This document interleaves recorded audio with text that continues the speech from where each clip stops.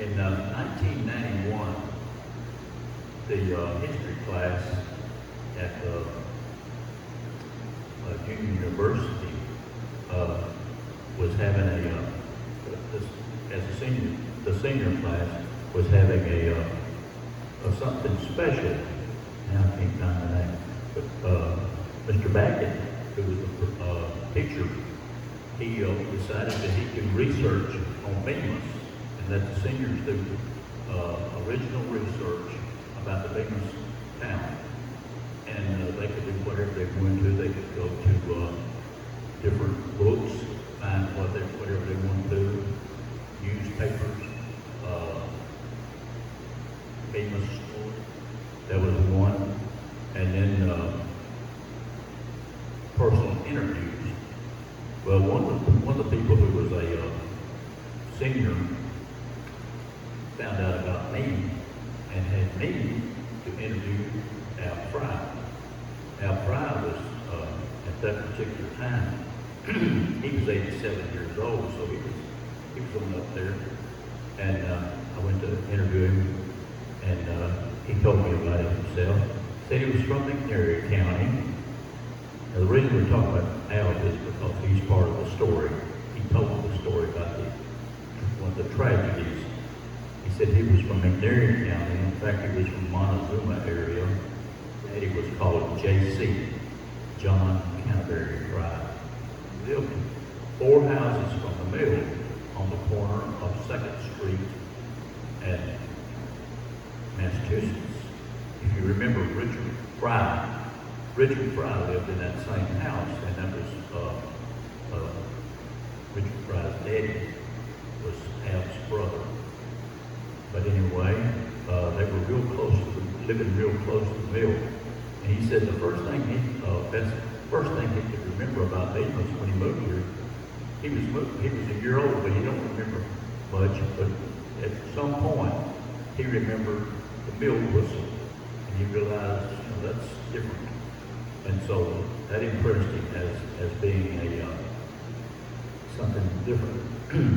And this time, I'll skip a bunch of years, but when he became 15, he told me he got a job in the mill. And he worked 5.5 days. Each day was 12 hours long. So he had a bunch of hours.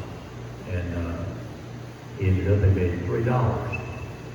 Well, the custom was in those days, whatever the kids made, they gave it to Daddy. He came home and gave his daddy $3. And went back to work again the next week. After about a couple of 3 months, he got a raise, got 60-cent raise, making $3.60. So, did that thing go? No, I got it. He made $3.60 a week, and he gave it to his daddy, and his daddy says, I'm going to give you the 60 cents. He thought he died and gone to heaven. He got 60 cents. First money he ever had. He'd been working for months and didn't make a nickel, but he got the 60 cents. He said, you don't realize what all you can buy with 60 cents when everything is a nickel. That's 12 different things. He could buy a candy bar, Coca-Cola, go to the show, go to the swimming pool. He couldn't go to the swimming pool because, let's see, 15, 4, no, he couldn't go to the swimming pool. But it wasn't built yet. But he had he lived so close to the mill that it really shook the house bad. And his mother told him, says, you're not going to school today.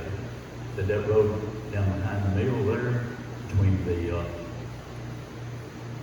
mill pond and the big concrete wall that held the coal yard at the mill, that was obstructed with explosion. She said, you're going to stay home today. And school, it was blocked off for 2 or 3 days, and so they actually closed school for 2 or 3 days. But when they went back to school, at the end of that wall, there was a public drinking fountain, artesian, run all the time, just one spout. And I had to tell that before where I tell this. And the boilers that plugged up in the mill, which we'll cover later, they were called economizers because they were a new style of boiler which recirculated something or other, the steam, and made it economical. They call them economizers. And so they were walking down this road back to school, and Al said, somebody in the group had composed a little song. He said, the economizer busted and the bricks all fell. Nothing left running but the artesian well. So they started repeating it all the way to school. You know? Bricks all fell, nothing running but the artesian well. They made kind of lightheartedness about a tragedy. And a lot of the people, which we won't cover in the slideshow, were put to work cleaning bricks, to recycle them, to rebuild that whole operation again. And when I was doing this, I had to think that when I was 5 years old, Al lived across back at it from me. I lived on 5th, he lived on 4th. And Daddy, one morning, said, somebody in the back door wants to see you. Whoever comes to see me. And I went to the back door, and there was Kay Fry. Kay was Ab's daughter. She's the same age I was. And she handed me an envelope. She said, here's a Valentine. So I was her Valentine, I guess. So that was my first girlfriend. I reckon. But she turned and run home because she's kind of embarrassed, 5 years old. But anyway, that's where we are in the story of Al Fry.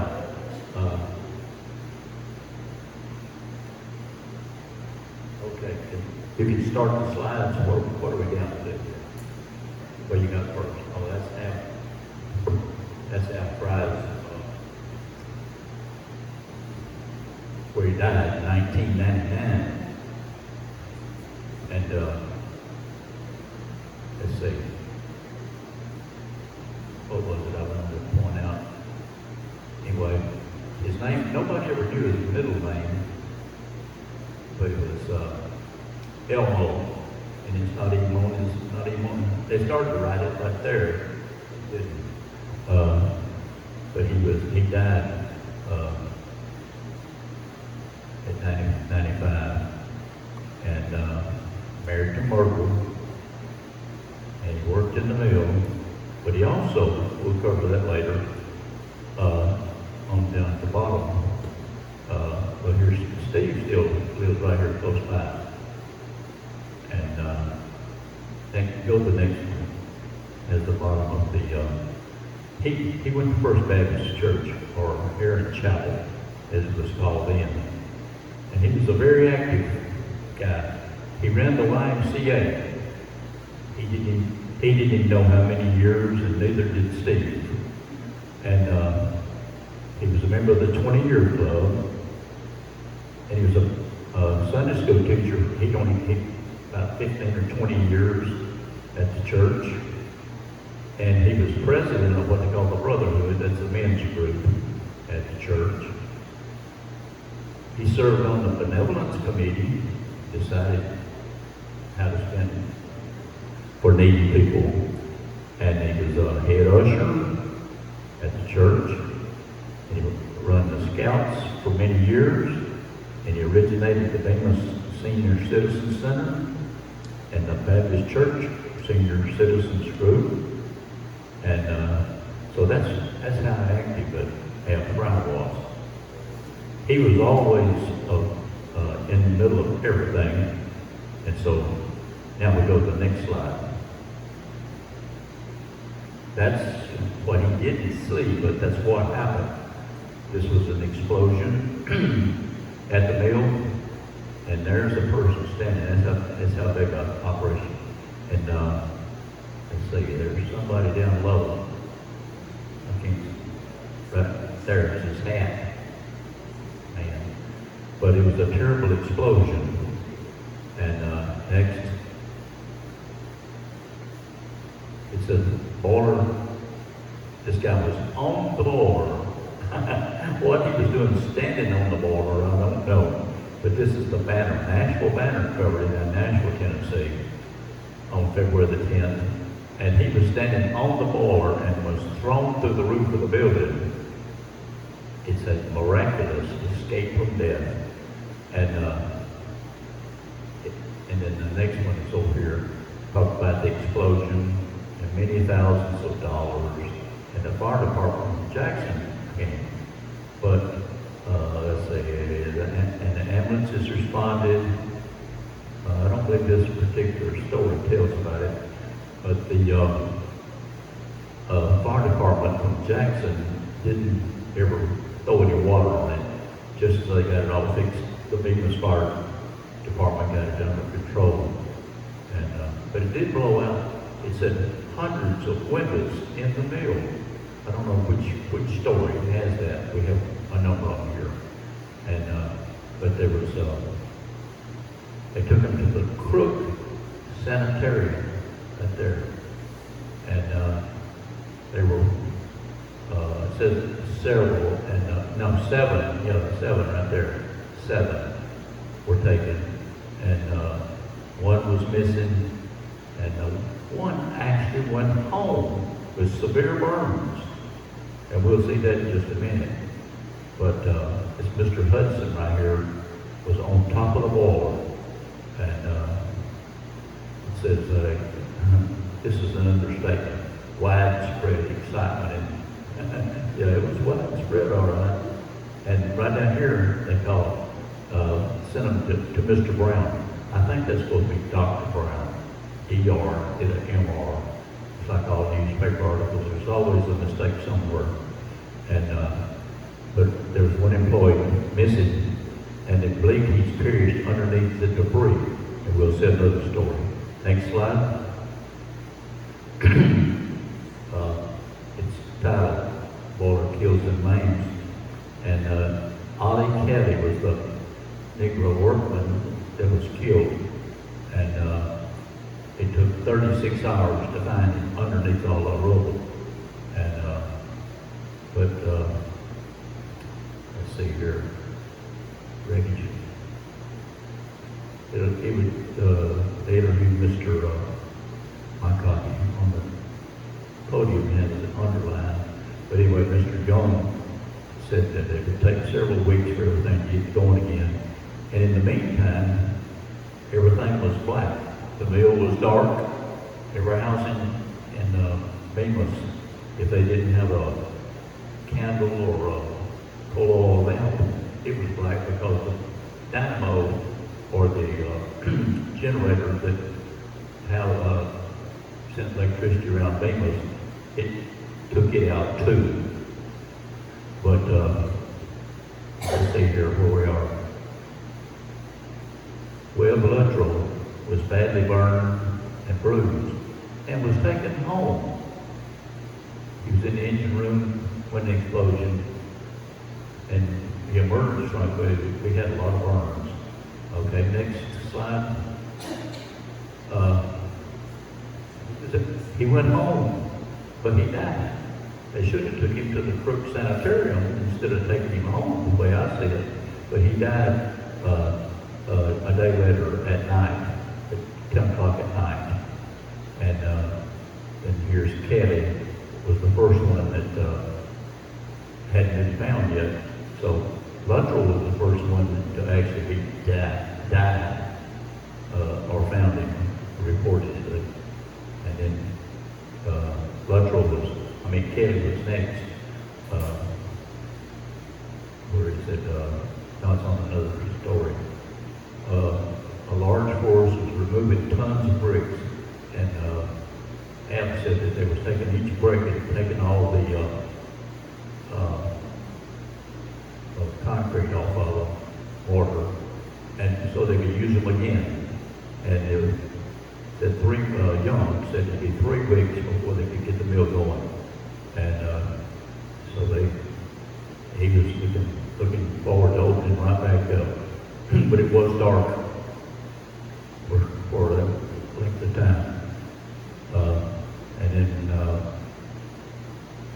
well, part of it was dark, but the machinery was working, that they could run this machinery in the daytime by the lights through all the windows. And but the lights didn't come on in the mill for quite a while, 3 weeks I think. Sit there about total darkness will prevail until the repairs are made. Next, found under debris, horribly mutilated after 36 hours of work removing tons of debris caused by the explosion of the power plant of the Jackson Power Company. That it was still Bemis, the Jackson Power Company at that time. It wasn't a Bemis Brother Back Company. The body of Ollie Kelley, Negro, was found in under a large pile of brick at 8:30 at night. And as you're going down here, you see the search was continued day and night through rain, drizzling rain. Now this is the Tennessean report.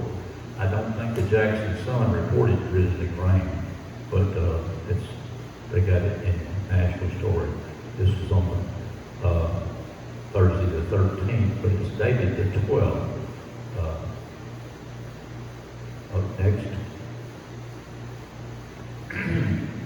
This was Lexington, Tennessee. Kathy, she stood about finding newspapers.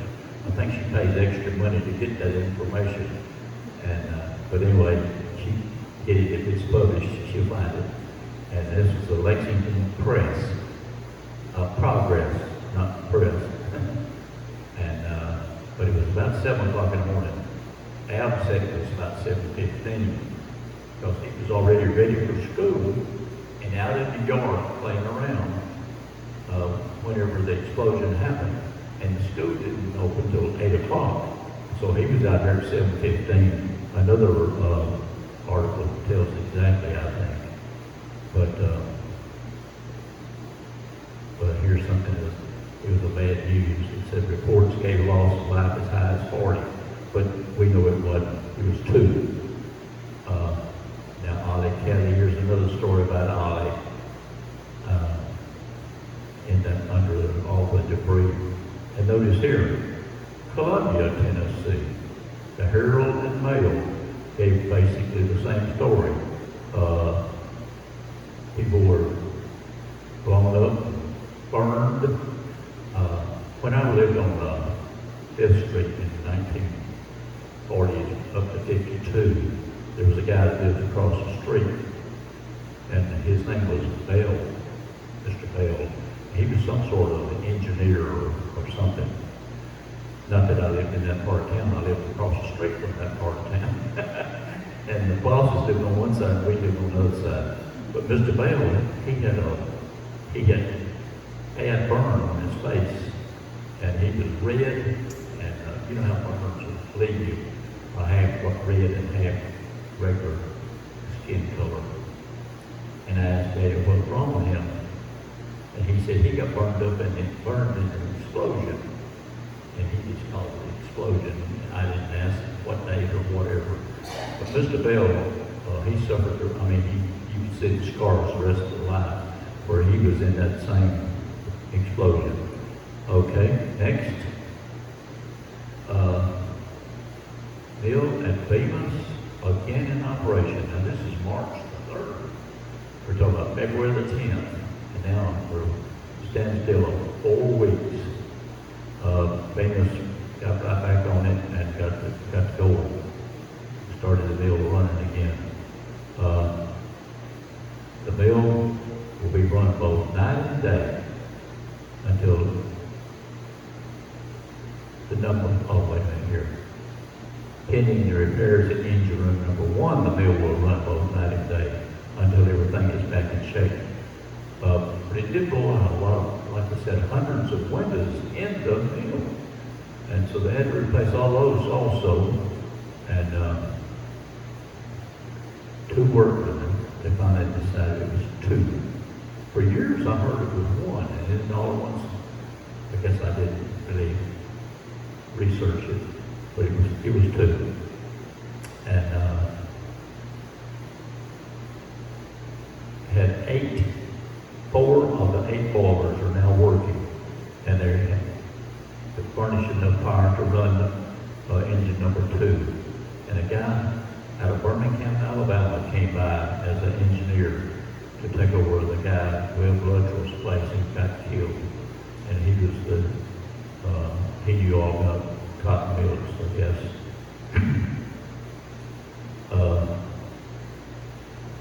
The entire mill will be in operation by April the 1st. So March the 3rd of here, it still wasn't running. It was April the 1st before they got everything going. And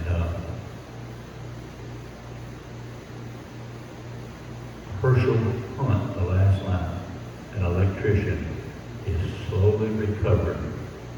And that's something Tennessee. Next. Yeah, here we go. This surprised me. I didn't know they did this. But with the skin of 2 men grafted on his body, Herschel Hunt, an employee of the Cotton Mill at Bemis, who was burned in an explosion there 2 months ago, is slowly recovering. I didn't know they had skin grafts in 1913. But here you go. The Knoxville Sentinel had that story. So you found out something for us, Kathy. You didn't know that, did you, either? She got smart too. Next. Now here's Robert Luttrell, the engineer. And he was from McNairy County, just like Al Fry was. And he was buried in the Prospect Church Cemetery in McNairy. And this is his tombstone. Next. Now, this is Ollie Kelley, the one that was under all the debris when he was in the 2000, where is it? Yeah, 1900, the 1900 census. He was 17, so 13 and 17. He was 30 years old when he died, and it says in one of the articles, if we read the whole thing, that he had a family. So when he left a family. This is the family right there, all of them in yellow. Next. Now this is the second tragedy in Bemis. There was a swimming pool that was built in 1926. This is the crew of people that were there on, we don't know what day. But that guy right there looks like, to me, Jackie Taylor. And I think that was probably 1952 when this picture was made. But the swimming pool, no matter what year you took the picture, it was the same. They didn't change anything. Had this chain link fence right here to keep people from falling into the mill pond. Mill pond's 5 feet away.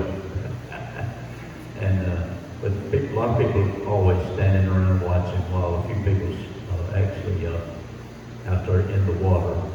But I think this is a 1950 photograph. Next. Oh, before you change it, this building right here is a artesian well building. That's where one of the 4 artesian wells that Bemis tapped into. Not that they had to have a pump to pump it up into the mill tank, we called it. But this was real close by, and this right, that is the aerator. And there was just one of those. And 20 feet to the right of that was another well, and let's see where I'm located. And probably another 100 feet up close to this building was the third well that went down to the same aquifer. That aquifer is the same one that Jackson gets their water out of even today.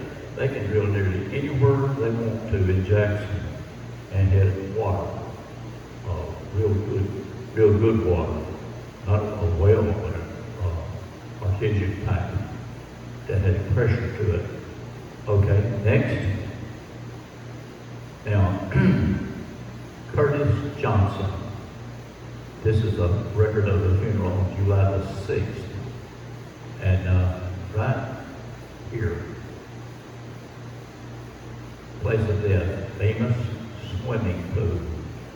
So the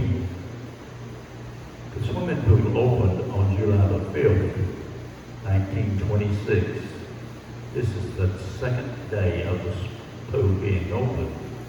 And then here, this guy who's right here, age 11 years and 8 months, he drowned.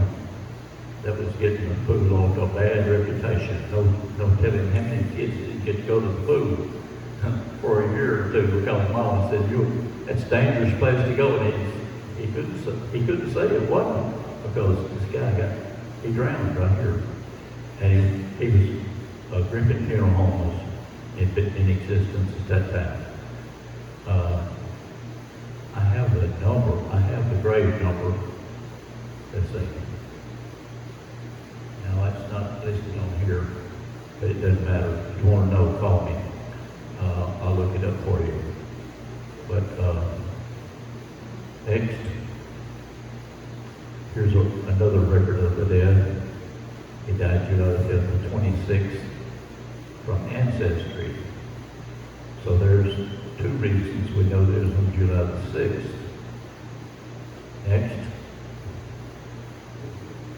Now here's his tombstone. You can't read it, but it says the 4th of February, 1925. So you can't believe tombstones. When you've got the official record says something different, you probably need to believe the official record. But somebody came along years later, probably, we don't know when or who, but some family member, and they had a bad memory and said that he was 10 years old. Well, he was already 11, actually, and they said 10 on this. But you can't really read that, but it says he was 4th of February, 1925. Okay, next. Is that it? I guess it was the tombstone. That's the end of the program. Just a minute, let's see if there's anything else I need to say. But that was two tragedies. And while I was, as always, when you think about something, you always think of something else. And while I was thinking of this, I thought of two more tragedies in Bemis. Kathy?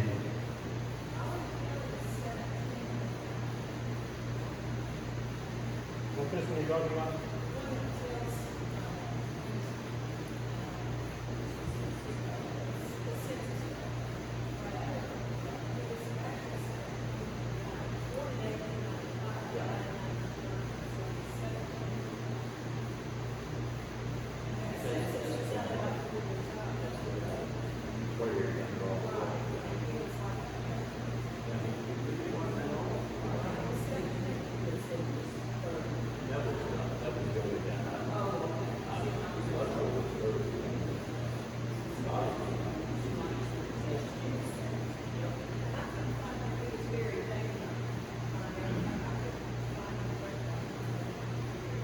I can't find it either. I was looking. I think we're through here.